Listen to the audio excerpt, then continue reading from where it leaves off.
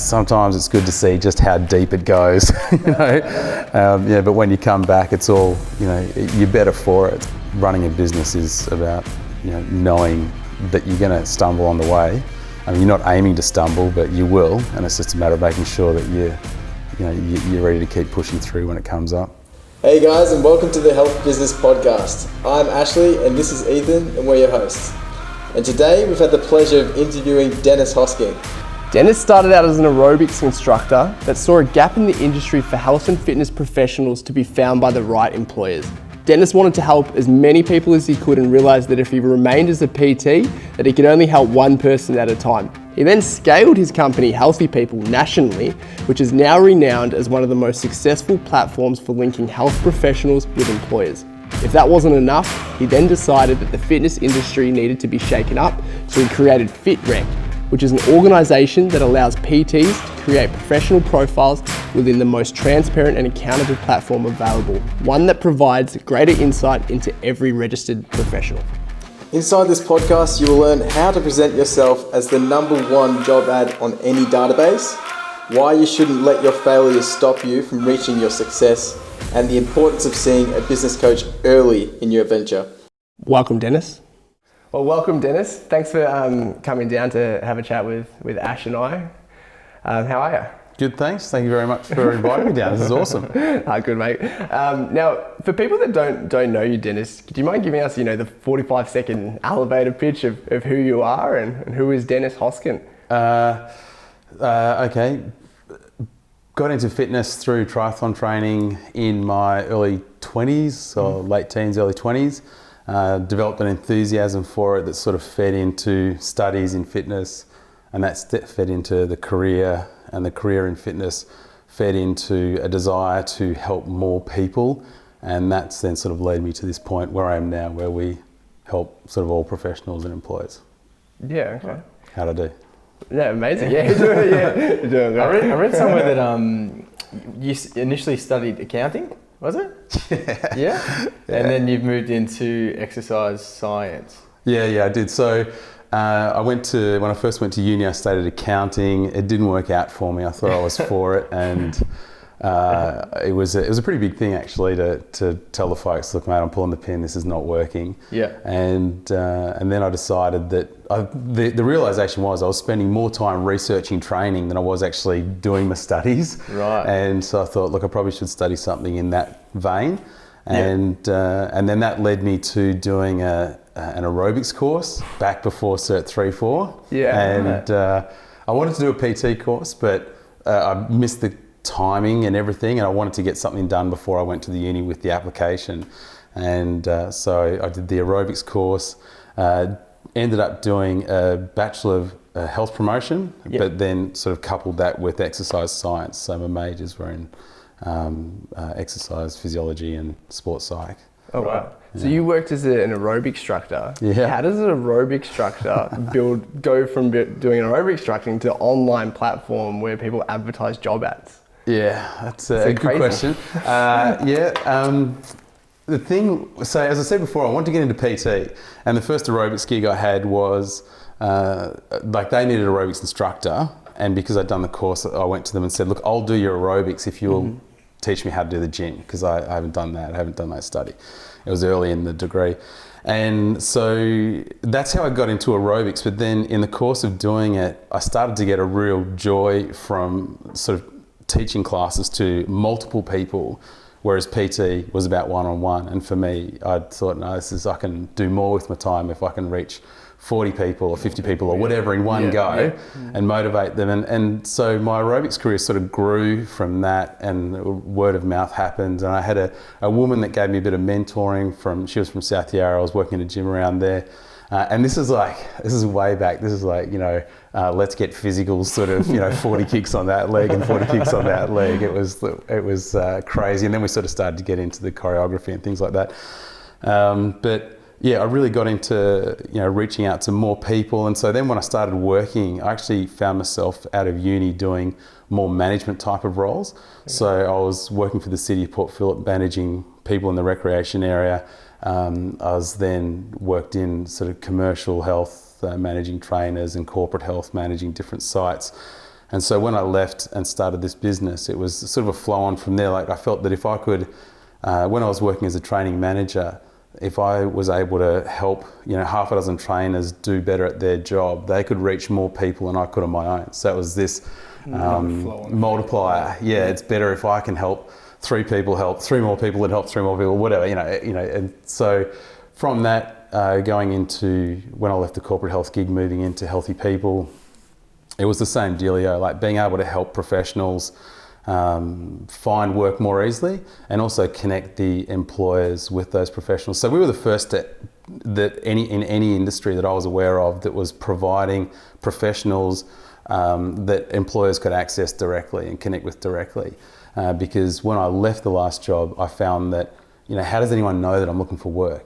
How can I get in front of people? Like there are jobs advertised, but I know that people want people outside of these advertised jobs. You're talking more about the candidates that were looking for work, but the employees were, Yeah, exactly right. So I wanted to create this platform where the candidates could be, would have more control over, where they go and who can see that they're looking for work. So even now with Healthy People, you can promote yourself to all employees in your area in a 15K radius if you're interested in finding a new gig. Yeah. And that was the gap in the market that you saw, and then you thought, you know what, I'm going to take it. Did you just kind of leave the corporate role and start that up straight away, or was it? So you took that leap and.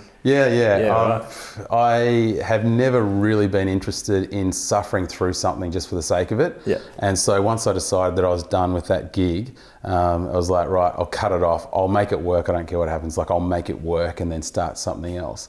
And look, there was a gap. But this was when I started this was so long ago that we had employers that were still coming to terms with email. Oh, wow. So we were... Different times. The risk of sounding ancient. So it was, it took a long time to get going, like the whole momentum thing with Healthy People. And I always imagined, when we reach critical mass, I'll be able to just sit back and it'll be like good times. Whereas I learnt over time that you got to keep your foot on the gas or it just grinds to a halt. It must have been hard, starting up an online business in a time that, where people weren't even when emails weren't relevant. And playing both parties as well. You're not just going straight to a consumer. You're going B2B as well. How did you manage consumer and B2B at the same time? It was. If you mean by consumer, the professional. And, so you're advertising out to, for example, a personal trainer wanting to find employment. But I mean, because you got to get enough personal trainers on the platform and then enough employers on the platform that people want to use. It doesn't lean too much one way. Chicken or egg thing, which way. So, that was the biggest problem. And I think it's just been sheer belligerence on my behalf to actually keep pushing through. And so over the course of time, the more people we helped, and then the great thing about the fitness industry is, and I really do enjoy seeing people move from one career, like their pathways going. There's people I've known for decades as a result of this. But they'll use Healthy People in one space and sort of like a virus, if you like, it goes into another, and then we'll start working with that employer and then they'll see it work and then it goes somewhere else. And similar to with you guys, we work with you guys in your facility, you open up other facilities and other franchises, and then we help those people out, and then all of a sudden sort of broadens the scope. And that's pretty much how it went. We tried marketing to different groups, but one of the challenges we have is that employers, as a rule, don't want to know about recruitment until they need someone now. So for candidates that are kind of wanting to present themselves in a more attractive way, is there any tips or things that you've seen for them, how they can promote their profile in a better way, more attractive way? I think as a rule, there's probably a lot of professionals that don't do a very good job putting themselves forward. I mean, I put it to you guys. You guys see a lot of CVs. What do you guys think? Well, I mean, we've gone through so many CVs. I guess what I'm trying to pick up on when I look at a CV is, I don't want it to be too long and too descriptive. I want it to be kind of straight to the point. And I'm looking for, elements of difference. I don't want to see the same thing, like this is my experience, this is what I did, and all that kind of stuff. And red flags too, we don't necessarily look for amazing things, depending on the role, right? If we're looking for a personal trainer, you're looking for personability, so how do you translate that into a resume? So what we more look for is big red flags. So if there's huge spelling errors or clear structural problems, And so the other thing I was going to say is to do with candidates, especially on your database. If they don't put in a cover letter or a photo, it almost diminishes my interest by 90% immediately, just because I can't see the face. They haven't told me anything about them within the first 5 seconds. It's the same as a website, you know. If you look at the website, it doesn't load in 3 seconds, you're kind of going to keep skipping through. So that's the same thing, I think, is the most effective for them. Yeah. Did you release, because you know obviously your platform is, you've got people, just for those who don't fully know about it, is it's essentially acting as a job platform and then as a candidate platform. Did you start off allowing employers to be able to call the candidates directly? Because that is the most phenomenal feature for an employer and for a consumer as well. Yeah, it's from day one, like that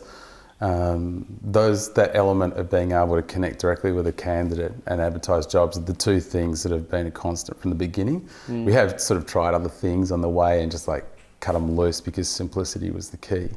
But going back to your CV thing, I think short CVs, like you say, ones that are punchy into the point and well written, like, you know, no spelling errors and things like that, are probably the best. I got a CV recently from a guy who is looking to move to a new job. Now this guy has like decades of experience at sort of C-level type roles, and his CV is still 2 pages, you know, and that's perfect. Like most CVs should be like 1 page, but 2-page max. So. You're a business owner yourself, right? You don't want to sit there and read pages and pages. No. And like you're saying, going on that, the other thing that I've noticed is a few CVs can be amazing. And then I'll look at the file, and the file name will be like some generic, you know, downloaded CV. It's the fastest way to ruin it. It actually ruins the CV, because I know that you haven't taken the time to actually change the CV's name or the file name, and it's you don't actually care that much. You know, application for hospitality job. 2013. It'll be like the cover letter will be like, you know, to Fitness First or something like that. Applying to our job. It's like, come on, man. Like, please put in the effort to just change that at least. You know what? That is the biggest thing. I look like when I see that straight away. That's like a red flag. I'm like, just the smallest thing you could change to completely change the way we see you. What about flipping that for companies putting out job ads? What do you think is the most effective way for them to kind of present themselves in the job ads? I think given the volume of ads that are out there, and I think we're seeing, you know, there's probably a lot of opportunities for professionals to work in different places and even to work for themselves. The important thing for any employer is to make sure they're really bigging up the benefits to the candidate. You know, why would the candidate come and work for you? You know, what do you guys offer? What's different? You know, like something that captures their attention as much as you're wanting them to capture yours. Yeah. And I think that's the main thing. I think sometimes we see job ads, it's just like, you know, this is our facility, this is what we want you to do, these are the key criteria, you must have this sort of stuff, apply now. Yeah, okay. So they're kind of like putting it on them to say, it's you like, should want to work for us. Yeah, exactly. Like people are just waiting for that job to come up. Oh, there it is, finally, bang, you know, application in, as opposed to, you know, realising the fact that they're sort of scrolling through, you know, multiple jobs and maybe sending out 7 applications at once. And how does yours stick out, stand out? How does that role stand out? So you guys do a good job. You guys have videos and things like that going on. We do. Yeah, and I think it's quite engaging. It gets people interested. But visual content, it's really important. Like when you said before about having a candidate use a photo, that increases my chance of calling them multiple times by 500%. Yeah, I'll call someone with a photo twice as much, and I don't even mean to do it. It's just, you know, socially you see it and you can translate that into, you know. So do you look for anything specifically in a photo? No, so it doesn't matter. It's just a photo. I mean, like actually, one thing, if I'm going to be really transparent to all of anyone that personal trainers out there, if you post a photo with you topless, it's probably not the best look. I'm just gonna put it out there. I mean, the quality of the photo probably matters. Yeah. I mean, if you've got a photo with your dog, and it's like it's like LinkedIn, right? It's kind of the same principle. So if you post a photo, it can be generic. Just, I don't know. I think it just adds that you know, kind of personable feel to it, and it's like I can relate a little bit more to that person because I can see their face than the person that doesn't have a profile. On your database as well, I think there's some private candidates. What's the reason for that? So we want people to be able to more or less pull themselves off. Like we don't want them to sort of remove their account specifically, because the number of times people come back after a year or two or whatever, it's nice to have that already ready for them to go. But they don't always want to be identified as actively looking for work, so they'll put it on as private. But it still means the employers can actually still flick them a message if there's anything about it that they want to connect with them. But yeah, that's just the purpose, just to give people another level of privacy within the platform. Okay. Yeah. Being a health and fitness professional and you're running a software company. Yeah. What's some of the biggest problems that you've encountered along the way? Sometimes you sort of struggle. Sometimes it's hard to get the users to know what they need to do in one point or another. Like, for example, like yourselves, I feel like it's good to have a more complete profile, and we actually have a little gauge on there when you log in as a professional. You've got these green bars that light up sort of along to show you how far your profile is complete. I think photos are great. Interestingly, on that note, I've heard of things in the US where they have completely blind applications, in the sense of you don't know their name, their photo, they remove all identifying stuff, so there is zero discrimination possible. It's all based on what their background is. So, but it's funny, I'm like you, I think a photo, it doesn't have to be, you don't have to be in tip-top shape or whatever, like in the photo. It's just as long as there's a photo there, you can engage a bit more. But so in creating the profile, we ended up cutting it back. Like, we had to say, right, we've got to cut it back, so that it was as easy as possible for people to have a more complete picture. Even with our CVs, because when you upload a document, if you upload a Word file, for example, it doesn't necessarily present the same on everyone's computer. And the only way that you can be sure that your CV is the same is if it's in a PDF. So we make it clear that it can only upload it as a PDF. You'd be amazed at the number of times we get an email, the site's not working, I can't upload it. Turns out they're trying to upload something that's not a PDF. But you say to them, like, have you tried using a PDF? Is it a PDF? Yeah, it's a PDF, send it through, it's a Word doc. So we just convert it and send it back to them and say, there you go, try that. So I think the hardest thing about creating a platform is just making sure that it's as user-friendly as possible, and that we're giving the right sort of signposts for people to be able to do what they need to do.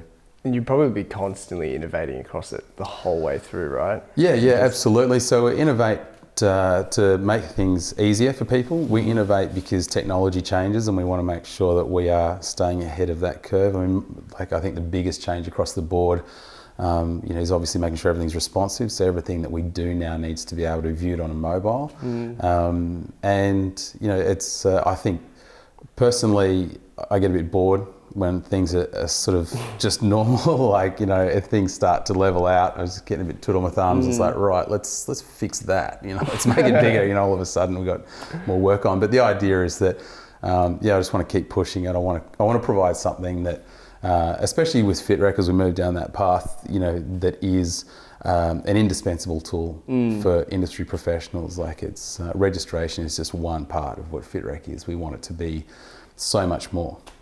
Tell us about FitRec, mate, because honestly, we're so intrigued, and there's so many listeners out there that obviously would be interested in FitRec. So what is FitRec? All right, so FitRec is a registration service for fitness professionals. We, obviously, having been in the industry for a long time, I'm familiar with the other providers. And because of what we're doing with Healthy People, we were talking to a lot of people, both professionals and employers, and there was this common challenge with the registration not really meeting the needs of what was going on. We approached the major providers to talk to them about, hey, can we help out especially in the recruitment space, all the rest of it. But we didn't really make any inroad, and in the end, I just got a bit jack of it and just said, look, I'm gonna do this myself. And so that's when we started it. But the funny thing was that the more I looked into it, the more I realised how much of it was, there's a lot of assumptions going around that weren't in fact true. Like, people thought it was a legal requirement, or people... We believe that, and you know what, the way it was sold to us years ago is we thought it was a legal requirement to be registered as a fitness professional under a body. We didn't And it's amazing. I don't know where that came from. If it's like a rumor that they just spread, I don't know. It certainly wasn't being clarified by anyone.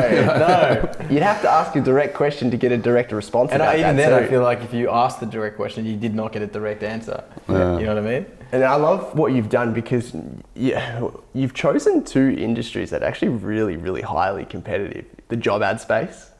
So you've taken Seek, for example, extremely competitive. And then you've taken a registration that already has such a high presence. What has driven you to take on the big dogs, essentially? Stupidity. I think, like for example, I look at starting the business, and sometimes, during the darker hours, you sort of look back and go, man, if I knew it was going to be like this, would I have actually started in the first place? But you push through those moments. Look, I don't know. I think I come from a bit of a social good sort of a background, I think, and I like the idea of just doing something that helps people. I want to move the needle in the industry and make things a bit better. So with Healthy People, as I say, it was about making it more equitable for both the professional and the employer, because previously it was very much the employer advertises and the professional then applies, and it's very one way. This is how it goes. Whereas with Healthy People, it's like, right, we're making it so that the professional can put themselves forward. The professional can say, hey, I'm available and looking for work. So it's a bit more of a win-win on both sides of it. And for the employers, all of a sudden they've got more candidates sort of popping up, throughout, their, whenever they're needing stuff. And with FitRec, it was the same thing. It's just like, well, hey, that's actually not true, and that's not true, and all the rest of it. It was just a case of, well, we could probably make life a bit easier for fitness professionals, and that might help keep them in the industry for longer, because we don't want to lose that that talent that we have because of some hurdle that they weren't interested in jumping over. If we can keep more of those people in, it sort of helps, foster a stronger career across the board. Common problem, right? Which you would see is that health and fitness professionals, they specifically PTs here, they have an average turnaround of 6 months. Crazy. From finishing their certs to 6 months before they leave the industry. That's what I think. It's really good what you've done, is because seems like you've built two businesses based upon two things. One common trait is transparency. Between both parties. Absolutely. We've with FitRec, we spoke about having a good CV. FitRec profiles are designed around providing the key information you need front and centre. So, your work experiences on there, your education, your references from industry peers. Like, I wanted to see more of that sort of connectedness between people, make that more apparent. You can include achievements, related achievements or otherwise, and whether you've had any mentors or coaches. I want to encourage more of that within the industry as well, so that people start looking to guys like yourselves that have done some great stuff and wanting to learn more from the people that have actually done it ahead of them, rather than just sort of what they picked up in a course and that sort of thing. So a lot more transparency in that regard, making it easier for people to see the complete background. And with all of that, we then have a more universal benchmarking tool. So everyone's, you can, I remember going to parties and, people would say, oh, what do you do? Oh, I'm working in the fitness industry with this. And like, oh, I'm a personal trainer. Oh, yeah, where do you work? Oh, I haven't worked in a gym or anything. I just got the qualification or whatever. It's just like, you're not a personal trainer. You've got the course. And so it's just like, I like the idea of having something where it's like, oh, yeah, okay, so what's your FitRec rating? Like, how do you stack up? And just as a means by which we can see what's going on. So are you familiar with the FitRec rating? No. Okay, so we, in the interest of being able to create this measurable benchmark, we take the experience and the education and the references and create a score out of 300. So each of those accounts for 100. The education and the reference scores depreciate over time, so you're sort of encouraged to keep adding on to it. But the idea is that you then get the score out of 300 that everyone's benchmarked against. The average across all FitRec is only about 115 or so. But over time, like when I created it, the idea was like, how would this stack up? Like, if I see a professional and their score, how does it work? And it's like, yeah, actually it does. Like, you do. I love that idea. That's a brilliant idea. Might have to look into that. So it's like really trying to just make everything a bit more open. And then if we can be more open amongst ourselves, if we're talking to allied health professionals, what's, the biggest problem they have is like they want to refer someone to a trainer, but they don't really know about that trainer. And previously, registration's been pretty binary. It's like you're registered or not. There wasn't much more to it. Yeah. Whereas, with FitRec, it's like, well, this trainer can come to the the GP and say, hey, if you've got clients, you can send them to me. Here is my profile. It's a list of all my education, everything else. And so you got the score there and everything as well. Yeah. So there's a bit more of a, as I say, transparency. Like people, I can be more confident as an allied health professional referring someone to that trainer because I can see what their background is. It's kind of similar to, you try and build a high performance culture in a business. You're kind of building a high performance culture in an industry. Yeah, you know what trying I mean? to, yeah. How long is how far into the journey is FitRec? So about 5 years. 5 years, Yeah, amazing. yeah. I remember seeing some Fitness Australia awards, and then they've now partnered with you as well. Fitness Australia? They mention you in there. So you've shook some feathers, that's for sure, because if they're mentioning you, that's an amazing thing. So yeah, right. That's news to me. You have to do some Googling when you get back. Yeah. Recently? Yeah, very recently. I noticed it when I was applying for some fitness awards. There's a FitRec option. So there you go. What? That's news to you. But I think our listeners would be really interested to know for you, because a lot of people are on the cusp of wanting to start their own business, and you're someone that you were saying before is you've just kind of just gone with it and you're happy to. What keeps you going? What keeps you wanting to build and create? Is there any insight to that? I don't know. I think whenever I've worked in a job, if I was working for someone else, I would always want to do that to the best of my abilities, and I would sort of give as much as I could to that role until the point at which usually I figured I sort of learnt enough and I wasn't really getting the same return in that sort of personal growth that I was looking for. And I think with running my own business, it has been very much about my own growth, being a better manager, being a better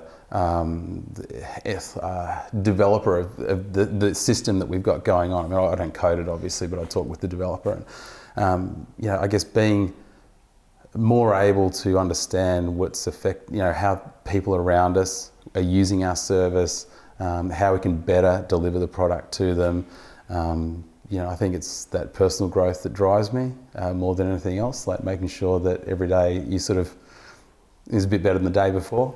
It becomes such a personal element to it, isn't it? Because we essentially can't produce a quality business until we're quality professionals. So we have to constantly seek to learn before we can give more, right? Yeah, that's right. Was it Gandhi or someone said, be the change you look for in others? Yeah, amazing. In terms of the biggest problems, I'd love to hear, there's got to be a time where across your, multiple years of running your business where something has just gone hugely wrong. Is there any light you can shed on that? Because people are so afraid of making the mistakes, and I'd love for you to show them that mistakes happen every goddamn day. Yeah.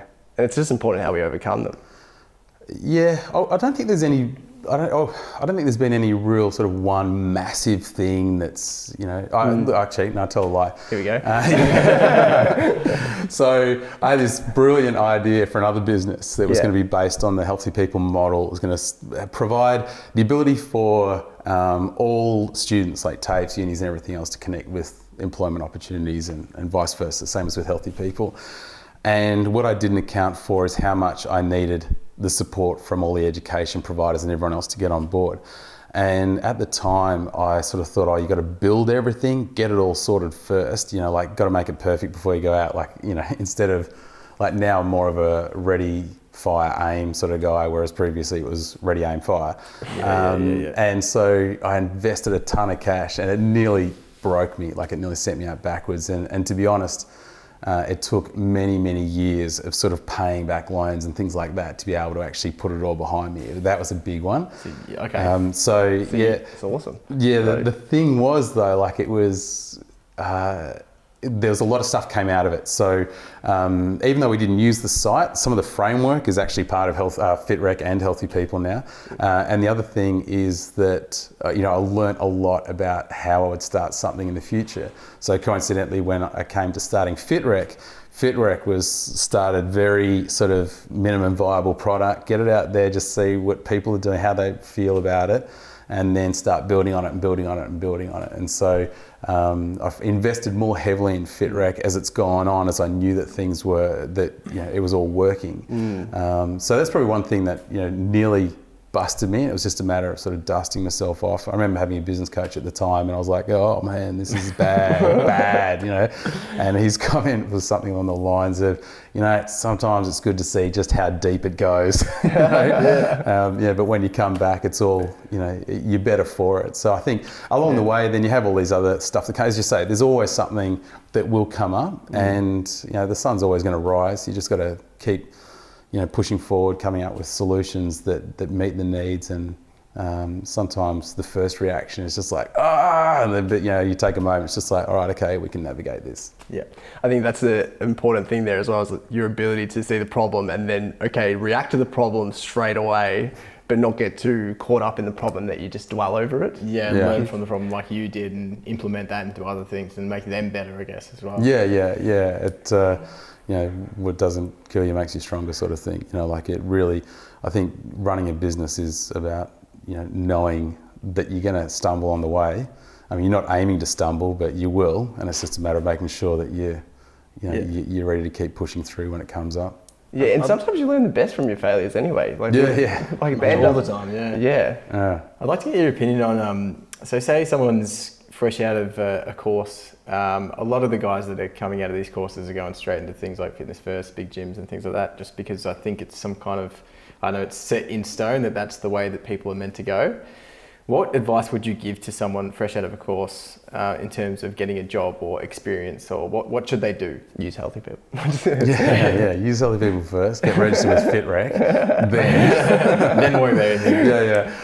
Look, I think if anyone's starting in the fitness industry, it's a pretty low barrier to entry in the fitness industry.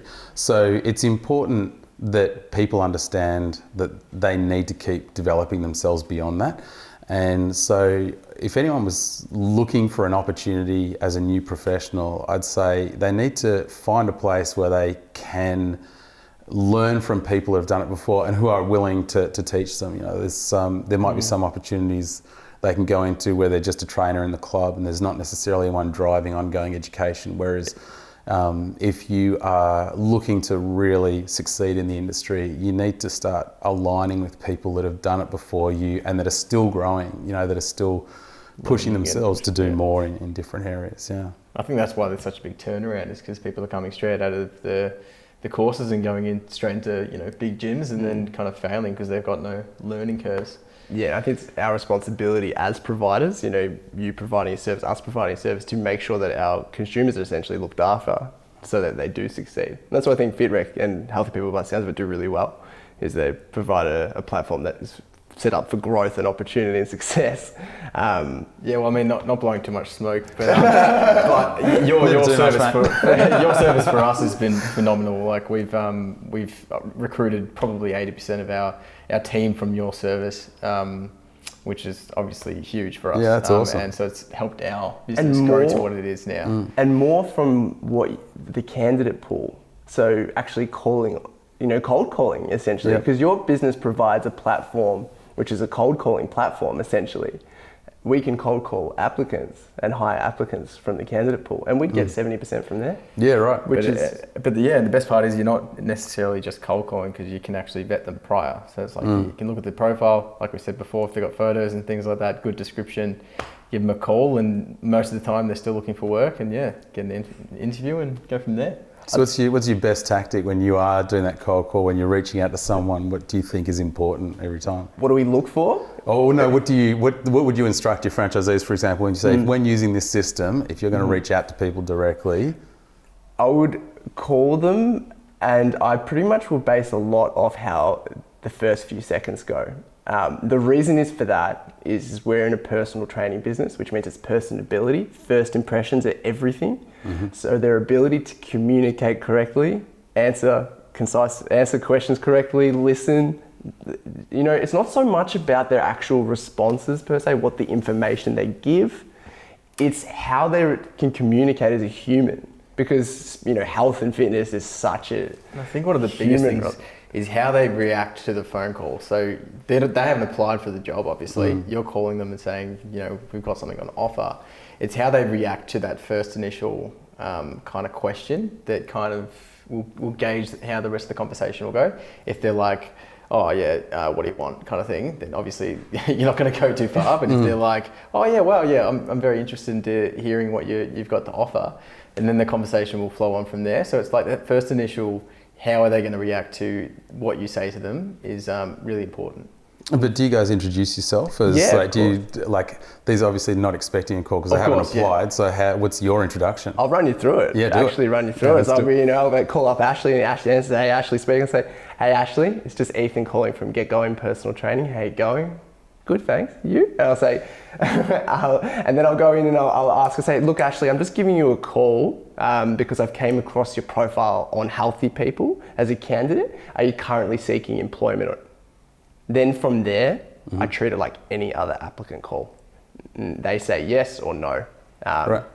That's pretty much, if they say, yeah, I am looking for work, then they say, okay, tell me a bit about yourself. And then I have that same conversation I would have. And that's me and Ash are pretty much on that's pretty much the same thing. And then, Because, the starting part is just, are you interested in finding more work? They could be working already. But obviously you have to probably provide a little bit more information about who you are because they've not actually applied for the job. So that the conversation does flow a little bit differently in the end. Yep. But the outcome's the same.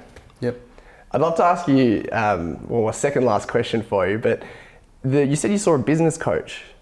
How important was that in your success? Did you find that was a really monumental thing for you? Yeah, it was actually. To be honest, at that time, I was struggling. I was going through a period where I was just like, a lot of this stuff is beyond me, and it happens. It happens less frequently these days, but early on, quite frequently, or relatively. I saw this guy wrote an article online, which again, to me, reinforces the value of providing content. If people can go online and see content you've provided, then it sort of gives them faith that you know what you're talking about, and you can go on from there. So anyway, I got in touch with this guy. I didn't see, it was about 6 months or so I was working with him, but I think he was actually, before I actually signed up with him, he would stay in touch with me for about 6 months before I even was working with him. But we use systems now that I'd set up with him, and that was, a very long time ago now. So it was really important. Since then, I've had a number of other business coaches at different times. I think it's important to talk to people that can help you see where your blind spots are. And look, to be honest, in this industry, it's full of so many self-employed or entrepreneurial guys like yourselves that for me, it's actually a really great honour to hang out with a lot of these people because you guys are doing such amazing things. You push forward in so many ways, and the fitness industry doesn't really tolerate deadwood. If you're not really doing your thing, you're not working, you're out the back. So, when a lot of the people that we are dealing with are people that are go-getters, they're switched on, they know what they're doing. And so I learn a lot from just hanging out with people like yourselves, on the phone or going to events, talking to people. I think events are a really big one, really connecting with people and understanding how other people are making it work and what they're doing and who they're learning from and that sort of thing. Okay. Well, before we ask a last question, Dennis, where do people go to find you? Or yep. Do you want to run us through? So Healthy People, healthypeople.com.au, it's all there. And for FitRec, it's fitrec.org. And they're welcome to call us in the office. Our contact details are on the site. Amazing. All right, well, last question. If you could, take yourself back 20 years and change anything, what would you change? I would go back to the business coach thing. I think 20 years ago, I didn't realise what it took to run a successful business. I didn't realise the importance of sales. I really came into the whole running a business from absolute nothing. I didn't know anyone running a business. I'd never done it before. I look back, I was kidding myself. I don't know what I was on. So yeah, if I was going to go back and start it all again, I'd be hooking into business coaches and people that have been there before me from the outset, because it can just save you a whole bunch of learning that you'd have to do on your own otherwise. Amazing. Well, Dennis, thank you. Thanks for coming in. Pleasure, Awesome. guys. Thanks, mate. Absolutely.